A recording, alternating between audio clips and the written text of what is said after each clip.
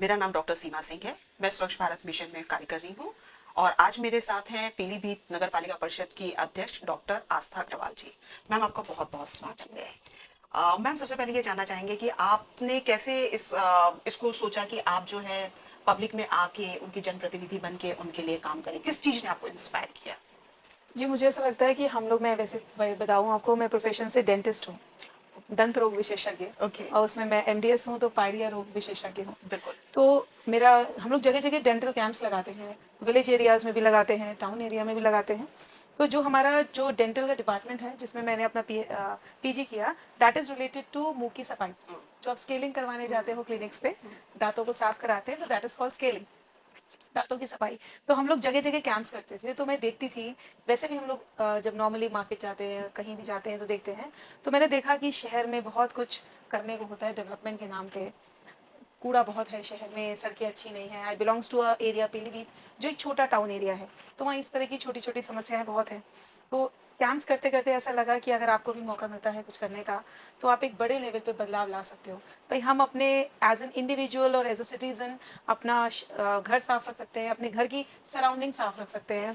But जब आप एक बड़े प्लेटफ़ॉर्म पे होते हो, तो लोग भी आपकी बात सुनते हैं, आपसे जुड़ते हैं। तो दैट इंस्पायर्स मी कि आप कुछ ऐसा करो कि आप शहर का डेवलपमेंट कर सकते हो, उसके लिए काम कर सकते हो। मैं एज़ अ सोशल वर्कर बहुत सालों से काम कर रही थी, but a bigger platform, a better platforms give you a lot of space to do many things in the society. तो दैट इंस्पायर्स मी कि आप and you should come into politics. और भगवान की कृपा से चुनाव लड़ा और मैं आज की तारीख में पीलीभीत नगर अध्यक्ष हूँ। ओके। तो मैम, ये आप जैसे आपने बोला कि आप डॉक्टर हो और पब्लिक का आपके पास ज्यादा आती है, तो आपको एक्सपोज़र पता है कि लोगों को कैसे कन्विंस करना है। कन्विंस दैट मेक्स करना। यू अ बेटर यस, ना लीडर। यस। तो ये एक बहुत अच्छा चीज है, बहुत अच्छी चीज है। तो मैम, अब आपने पीलीभीत के लिए क्या सोचा है? आपने क्या प्लान किया है कि पीलीभीत नगर पालिका परिषद को कैसे वो करेंगे? सी मुझे ऐसा लगता है कि being a chairman 3 major problems होती हैं लोगों की, किसी भी सिटी में। पहला, साफ-सफाई को लेके एवरीबॉडी वांट्स कि हम एक अच्छी जगह, एक साफ-सुथरी हाँ। जगह में रहें। हम अपने घर से निकलें तो हमें सुंदर वातावरण दिखे। सेकेंडली, पानी का सप्लाई, वाटर सप्लाई, कि चाहे जल निगम हो, चाहे म्युनिसिपल का ऑपरेशन हो, कि उनको पानी की अच्छी सप्लाई हो, साफ-सुथरा अच्छा जल आए। और थर्ड, लाइट, स्ट्रीट बिल्कुल। लाइट्स हों, बिल्कुल। अच्छी लाइटिंग हो, रात में आप कहीं जाओ तो आपको ऐसा ना लगे अंधेरा है। तो मुझे ऐसा लगता है इन 3 चीज़ों पे हर चेयरमैन को सबसे ज़्यादा काम करने की आवश्यकता होती है। तो जैसे अगर हम कूड़े-करकट की बात करें, साफ-सफाई को लेके करें, तो हमने क्या किया है कि हमने डोर टू डोर कूड़ा collection, we are trying our best. अभी हम 100% उसको अचीव नहीं कर पाए हैं in every wards and every mohallas of a city, but we are trying our best कि हम उसको कंप्लीट कर पाएँ। तो अभी 50% तक हम डोर टू डोर कलेक्शन में पहुँचे हैं। हम अवेयरनेस कैंप्स कर रहे हैं। अब मैंने स्कूल्स में भी बच्चों का पार्टिसिपेशन इसमें इन्वॉल्व किया है। बहुत जरूरी है। कि बच्चों को जब आप जागरूक करेंगे ना, the education what we give from the childhood that stage forever, I believe so. तो बच्चों को अगर ये समझ में आएगा कि भाई नहीं, हमें सूखा और गीला कूड़ा अलग ही करना है, तो वो धीरे धीरे अपने घर वालों को भी बोलेंगे। और फिर टाइम जब वो अपने बड़े होंगे तो वो भी शायद इसको, इसी चीज को फॉलो करेंगे, तब तक उनकी हैबिट बन चुकी हैबिट होगी बन उस चीज चुकी के लिए। होगी। बिल्कुल ma'am. So like organising such kind of awareness camps और लोगों को अपने से जोड़ना। हमने स्वच्छ भारत में पीलीभीत में 4 ब्रांड एम्बेसडर्स भी बनाए हैं शहर से, जो ऑलवेज हम शहर को कैसे स्वच्छ बनाएं उसके लिए सोचते ही नहीं है, काम भी करते हैं। तो मुझे लगा जब आप सोसाइटी के लोगों को जोड़ते हो ना, जी। तो आपकी एक बड़ी टीम होती है और आप बहुत अच्छा काम कर पाते हो। तो this is way how we are progressing slowly. The most important thing is जो प्लास्टिक का है, डिस्पोजेबल्स हैं, जो आपको अधिकतर नालों में मिलते हैं। तो we are trying our best कि हम कैसे लोगों को एजुकेट करें कि जब वो भंडारे करते हैं और किसी भी तरह का कोई कार्यक्रम करते हैं, तो they should use paper disposables, not plastic disposables, and never dispose in that in the नाला। तो हर चीज़ पे हमारी नगर पालिका काम कर रही है, बट थोड़ा समय लगता है किसी भी चीज़ को बिहेवियर को सफल होने चेंज में करने और में। लोगों को उस चीज़ को एक्सेप्ट करने में। But I am really thankful कि पीलीभीत के लोगों का मुझे भरपूर कोऑपरेशन मिल रहा है, and slowly and gradually we are going to achieve it.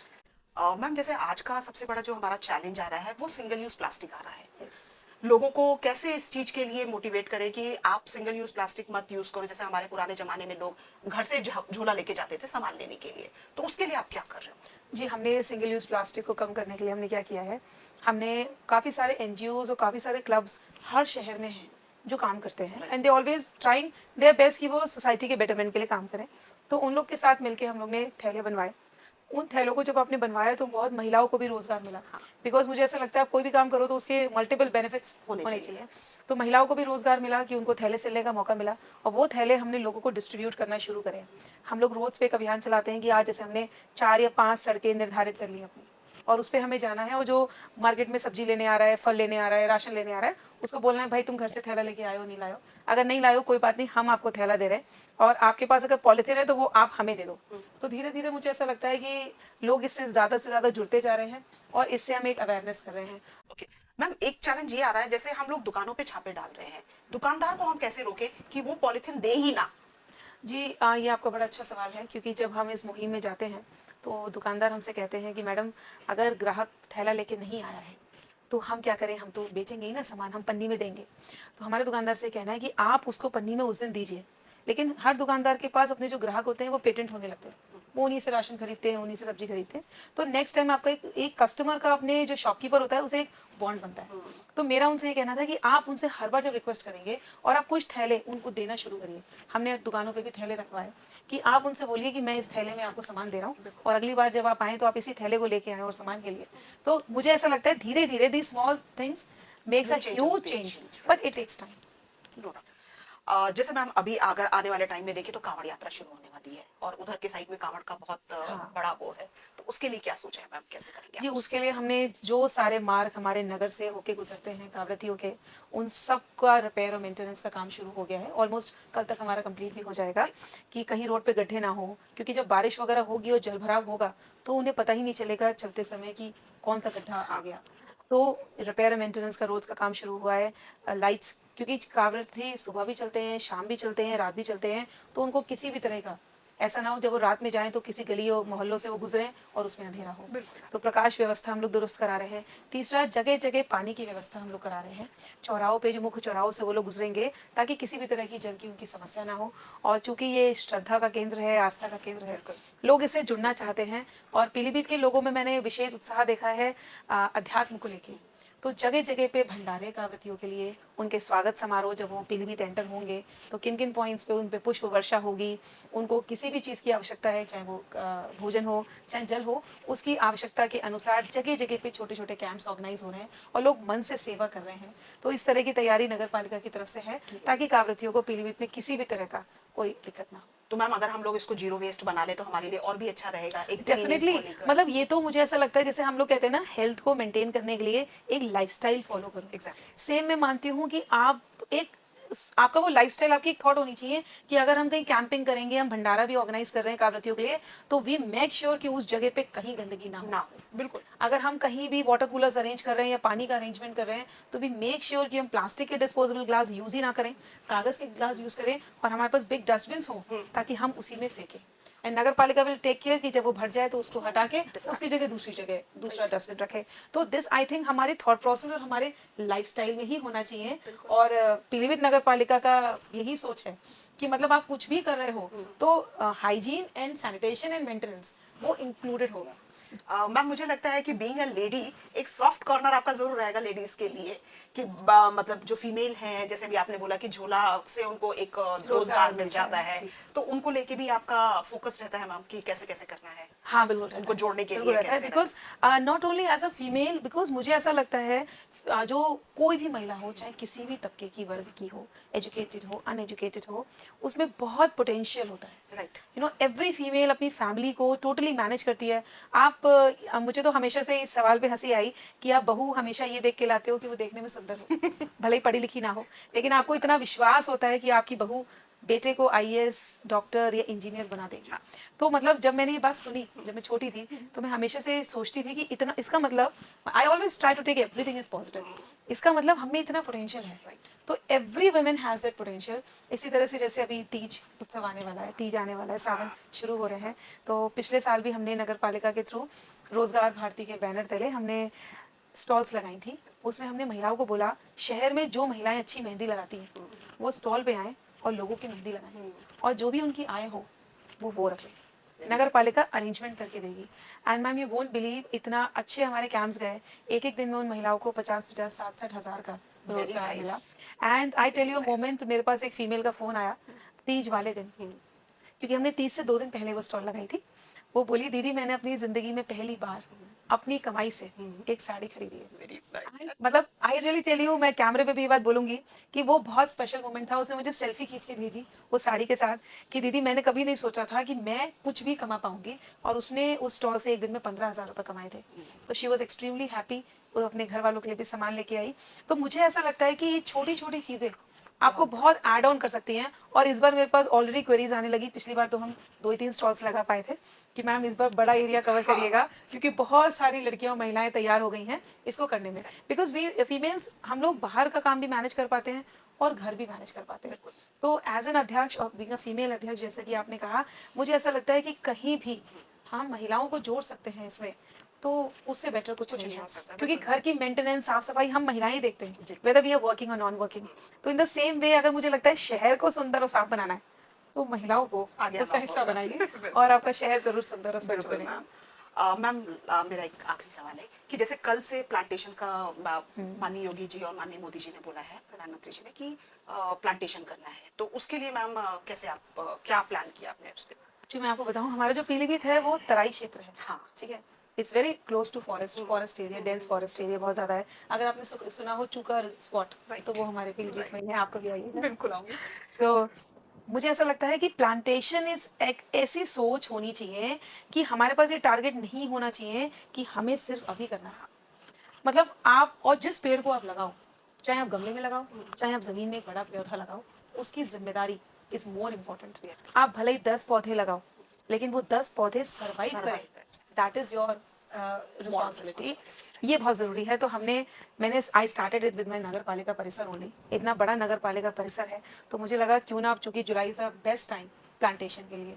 जैसे उत्तराखंड में एक हरेला पर्व चलता है, it start from 16th July. Okay. तो उस दिन क्या होता है कि उस दिन से आप प्लांटेशन करना शुरू करते हो, बिकॉज ये टाइम बेस्ट टाइम माना जाता है प्लांटेशन के लिए।